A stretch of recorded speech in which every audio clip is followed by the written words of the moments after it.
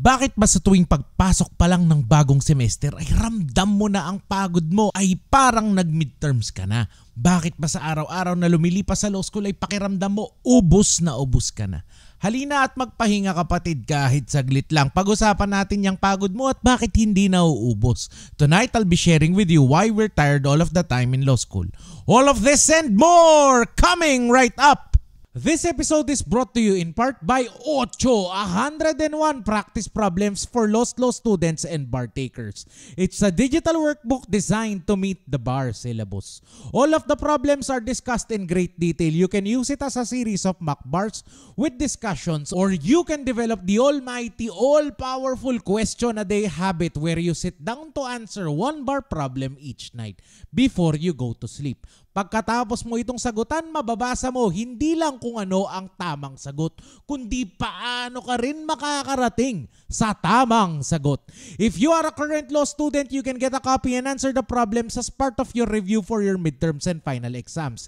Hihintayin mo pa ba kapatid na bumagsak ka sa exam mo dahil tama man ang iyong alam ay hindi mo naman ito maisusulat sa paraan na gusto ng iyong mga professor. Here you learn how to craft hyper-responsive answers, how professors trick us into the wrong answers, and what they're looking for in our essays. Grab your copy of Ocho, 101 practice problems for lost law students and bar takers through the links in the description box below.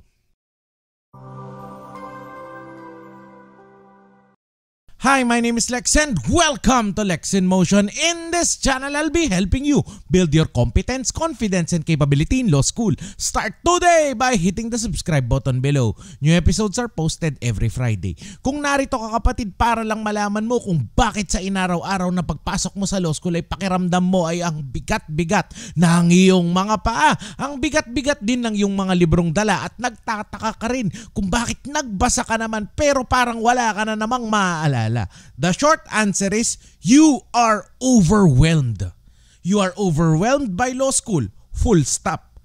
Pwede mo na ihinto ang episode na ito at pumikit ka na. Gabi na rin naman, bukas na lang ulit ang pagpapanggap mo na mag-aral at magbasa. You are overwhelmed in law school kapatid because it is actually overwhelming. What you are feeling is not that you are tired. You are actually just overwhelmed. We're tired all of the time because we are overwhelmed. Hindi na matapos-tapos ang readings natin sa law school. Kahit bago pa naman nagsimula ang klase, noong bakasyon ay nagbasa na rin naman tayo kahit papaano. Hindi kasi yan matatapos kapatid. No one actually ever gets caught up in their reading for law school. Try as we might to read all of our assignments, we are unable to finish them all. That is what makes law school truly overwhelming. Kahit matapos mo pa kapatid ang iyong assignment mula sa simula hanggang sa dulo, nang sinabi ng professor mo na dapat aralin at basahin, ay naroon pa rin ang pakiramdam na hindi mo naman talaga natapos, na hindi ka naman tunay na aral na aral. Nakabasa ka lang, pero hindi mo lahat natutunan. When I give my first lecture to those who have been through the Lex in Motion bar review program and have moved on to Lawyering 101, I tell each and every brand new lawyer this. Congratulations on passing the bar, saying your oath, and signing the roll of attorneys. You now have a 5-digit number that says you are a lawyer. Congratulations, attorney, because you now know about 5% of all there is to know about the law. The rest of the 95% of the law, you will learn in the years and decades that you will be practicing the law. Totoo yun kapatid. The fact that you pass the bar, 5% na ng batas ang iyong bala, ang iyong alam. Nasukat yung 5% na yan sa 3 o 4 na mga araw na sinubukan at sinukat ng Korte Suprema. Ang iyong naaalala mula pagsikat ng araw hanggang ito ay tuluyang lumubog, mula sa kapayapaan ng madaling araw na nagsisimula pa lang hanggang sa ugong ng mga sigaw, ng yakap, ng haplos ng iyong mga mahal sa buhay.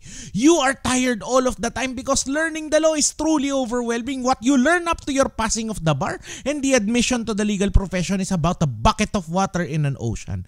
The rest you will learn from the mistakes you will make, the cases you will lose, and the much longer hours of study that you will need to do when you practice the law. You are overwhelmed because you are required to learn the law.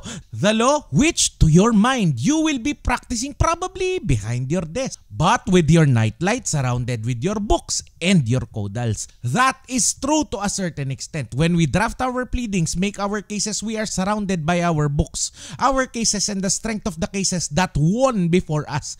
Very little of the law that you are now learning will be used without your notes and your materials. However, kapatid, I hope you do not lose sight of why you're being asked to do what you're doing now. You're being tasked with reading a ton of cases and rewriting them by hand. Not because your professor wishes to punish you.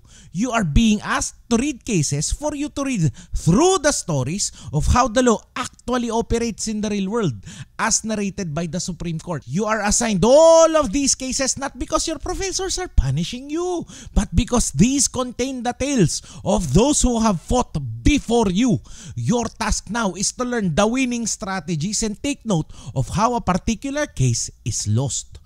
When you are being called to recite, you are not being called for the entertainment of your professors and your classmates. Your professor does not delight in your ignorance. Sabi nga sa academe, ang professor's job is first and foremost to cure ignorance. Narito kami para gumamot ng kabobohan, one bobo at a time. Pero paano naman namin ito gagamutin kung papasok kayo sa klase ng dead on arrival? No, kapatid, when you are called to recite in class, what your professor is really testing is your ability to think on your feet. Hindi lang nananalo ang isang abogado sa pleadings, nananalo at natatalo din tayo tuwing tayo ay nauutal at nakakalimot ng ating mga bala. When you are called to recite, our task is to hammer and forge in you the ability to articulate yourself. Alam ko na sa bungad ng episode na to, kapatid, na narito tayo para sagutin kung bakit tayo pagod na pagod habang tayo ay nasa law school. Sa totoo lang, hindi ka pagod. Pagod ang kaklase mong walang tulog at wala ding maalala. Ikaw, hindi ka pagod dahil nanood ka lang naman ng mga video online at nakatulog ka na. Pagod ka to a certain extent, pero hindi mo kayang isalin sa mga salita ang yung eksaktong nararamdaman. I know you are tired, but you are not tired because of the work you put in for your class. You are not so much as tired as you are overwhelmed. Lahat kasi ito bago, lahat ito nakakalito, lahat ito puta parang hindi na naman matapos-tapos. That, kapatid, is tonight's one big message. Pagod ka, na-overwhelm ka dahil ikaw ay may pakialam. Kung wala lang sa'yo ang pangarap mong maging abogado, ay malamang matagal ka na ring bumitaw at sumuko. Narito ka pa rin at lumalaban dahil lahat ito ay mahalaga sa iyo. Overwhelming lahat ito dahil ito ay importante sa iyo. You have no clue where to begin, but you know in your head where you want to go. So tonight, kapatid, I need you to rest early and sleep well. God is watching you in all of your struggles. God will be with you when you resume your work in the morning. May God continue to move you always, to move you from grace to grace. Salamat, kapatid, kung inabot mo ang ending ng episode na to. Salamat kung kahit papaano ay gumaan ang iyong pakiramdam. Bukas ay lalaban tayong muli. If you would like to see more episodes on how to build your confidence in law school, please let me know by typing yes in the comments down below.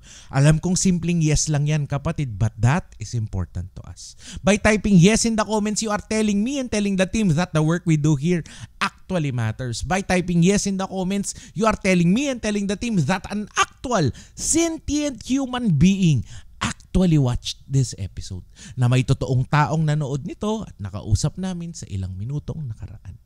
Like and share this episode for Good Law School Carmind. I will see you again next Friday.